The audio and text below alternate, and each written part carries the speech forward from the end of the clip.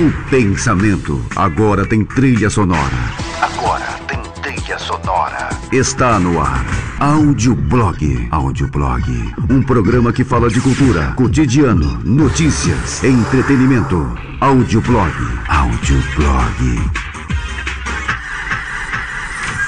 Nós estamos com ela, Luciane Gamper, né? Que é pedagoga formada pela Universidade Estadual de Ponta Grossa, é especialista em alfabetização pela mesma universidade em parceria com a Unicamp. Professora de séries iniciais, ela já foi professora de séries iniciais no ensino fundamental, ensino médio, superior na rede particular e pública. Trabalhou como orientadora educacional no Centro Federal de Educação Tecnológica do Paraná, foi professora colaboradora no curso de Pedagogia da Univille, em São Francisco do Sul, e tutora do curso de Pedagogia à Distância da Universidade do Estado de Santa Catarina, UDESC. É pedagoga da Prefeitura Municipal de Joinville, na Secretaria de Assistência Social desde 2003 e hoje está como coordenadora do curso do Programa de Erradicação do Trabalho Infantil PET. Quem é a Luciane? Oi. Muito bem-vinda ao Audioblog, Luciane. Que grande o seu currículo, né? Já estudou, já trabalhou um bocado, né? Muito obrigada pela sua presença, viu, Luciane? Estamos também com a Vera Lúcia de Leão. Que legal esse sobrenome. Vera Lúcia de Leão. Ela é assistente social formada pela Universidade Federal de Santa Catarina no curso de Serviço Social. Trabalhou em organizações não governamentais atendendo pessoas portadoras de câncer e pessoas com deficiência. No setor público trabalhou no CRAS Parque Joinville. Atualmente exerce a função do Programa de Erradicação no Trabalho Infantil, onde realiza acompanhamento com as famílias atendidas pelo programa. Tudo bem, Vera Lúcia? Tudo bem. Essa história de trabalho infantil e trabalho escravo é uma coisa que a gente acha que não existe, mas existe, né?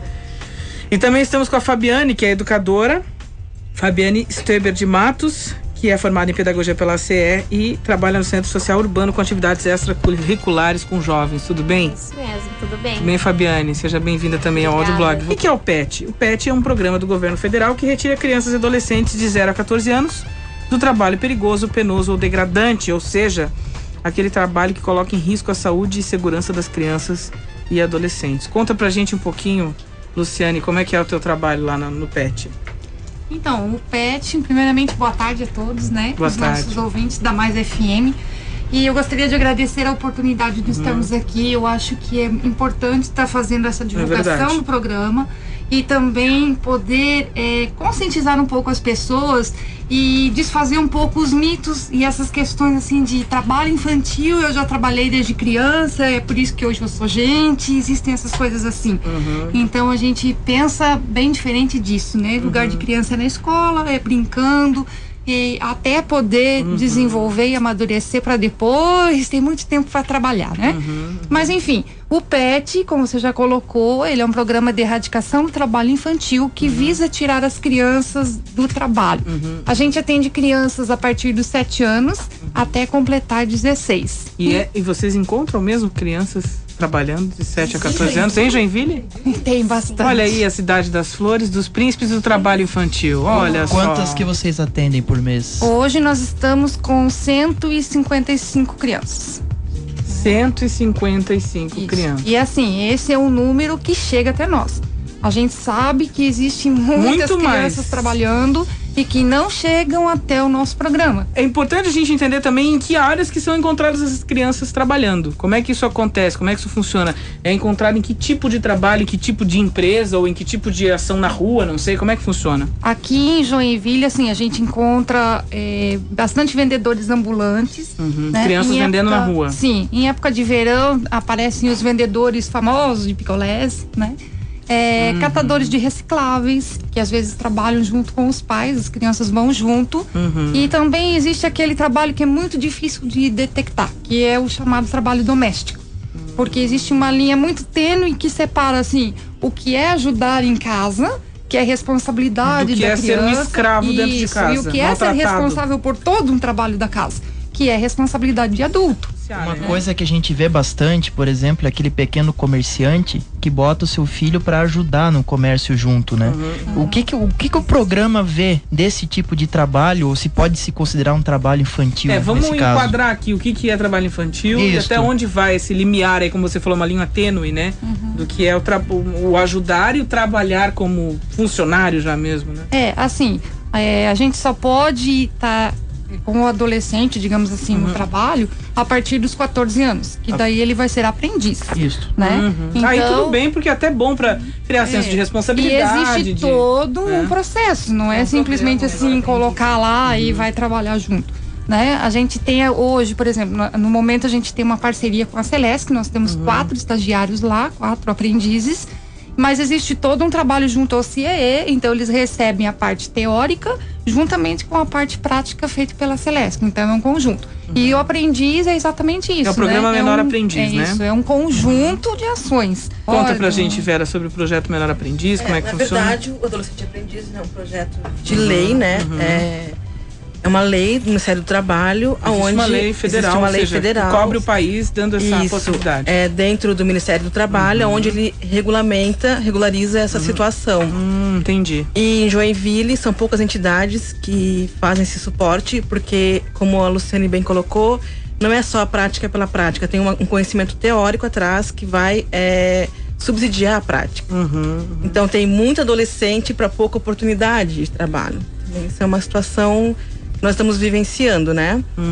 Poucas entidades parceiras, porque para fazer parte da lei da aprendizagem tem alguns critérios, como a entidade tem que estar cadastrada junto ao Conselho da Criança, tem que ter um currículo, uma diretriz de aprendizagem, né?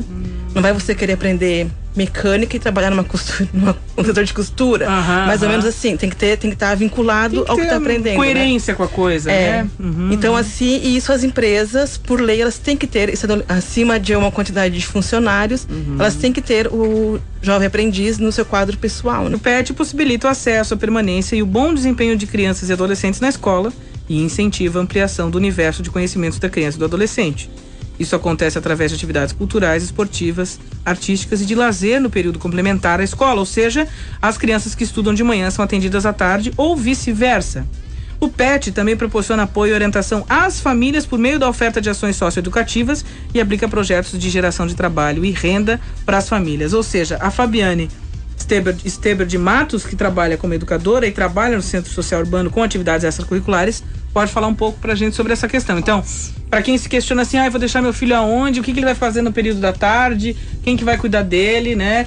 Não posso ficar em casa, eu trabalho, sou mãe solteira, tenho que cuidar do meu filho, aquela coisa toda. Existem, então, algumas alternativas além do ensino integral, das creches, etc. Aquilo que a gente já vem falando há bastante tempo, né, Ana? O que seria interessante sempre trabalhar com ensino integral, né? Ou seja, além não necessariamente só a educação continuada, mas também a questão das atividades extracurriculares para desenvolver a questão social, de envolvimento, de trabalho das pessoas e dos adolescentes. Então, só assim para deixar bem claro, né? Hoje não é qualquer criança que entra no PET, tem que passar por esse critério de ter um histórico de trabalho infantil. Então vai uma assistente social lá, vai visitar essa casa, vai ver como é que é o processo lá dentro, o que acontece, para depois poder ir para essa jornada. Indo para a jornada, a gente lá atende a criança. A gente procura, assim, não fazer um reforço escolar, né? Ele tem um momento de lazer mesmo na instituição. A gente procura fazer atividades artísticas, assim, de lazer, de esporte. Então, assim, eles são bem à vontade mesmo para eles curtirem aquele momento, né? Até porque a questão de a questão de alimentação, tem toda uma parte, assim, de cuidados. A Fabiane já falou, as famílias que tiverem filhos com idade entre 7 e 14 anos que trabalham em atividades perigosas, elas devem ser priorizadas, essas famílias com renda per capita de até meio salário mínimo, ou seja, aqueles que vivem em situação de extrema pobreza. Ou seja, a gente consegue então ter mais casos nesse sentido nas famílias mais pobres? Diga. 7 a 16 anos. 7 a 16 anos. 15 anos incompletos. Ok. 7 a 16 anos, eles são inseridos em outros programas da prefeitura. Ah, entendi. Muito bem. É porque, na verdade, o PET, ele é um conjunto de ações, né? Ele é um programa do governo federal, mas quem executa é o município. Nós somos nós aqui que executamos. E com parceria com entidades, como, por exemplo, as atividades de jornada ampliada, elas acontecem no Centro Social Dom Bosco, assim como no Centro Social Urbano Itaú. Norte e Sul, é a nossa referência, né? E para os adolescentes que já estão há algum tempo no PET, têm o interesse de estar contribuindo em casa ou até de buscar um crescimento pessoal e profissional, a prefeitura ela tem uma secretaria, uma gerência, um programa, onde oferece cursos de capacitação. E após esse período de capacitação, eles são incluídos, então, adolescente aprendiz. Né? Entendi.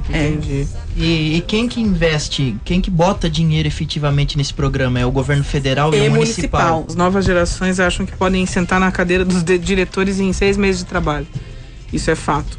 Como é que fica essa questão do encaixe dessa nova geração no mercado de trabalho, assim? Eu queria até comentar sobre isso, sim, porque eu acredito que hoje os pais, assim, pelo fato de trabalharem muito, eu acho que fica esse vão de conversa, de diálogo. Então, assim, eu acho que justamente o PET, nesse momento, né, nesse contraturno, ele tem esse espaço.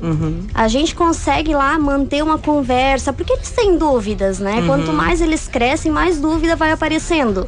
E assim, pelo vínculo que a gente cria com eles, eu acho que tem como a gente chegar, tá abrindo esse espaço para eles estarem conversando. Coisa que os pais deles trabalham bastante, né? Eles não têm tempo. Então, muitas vezes, a gente é essa referência para eles.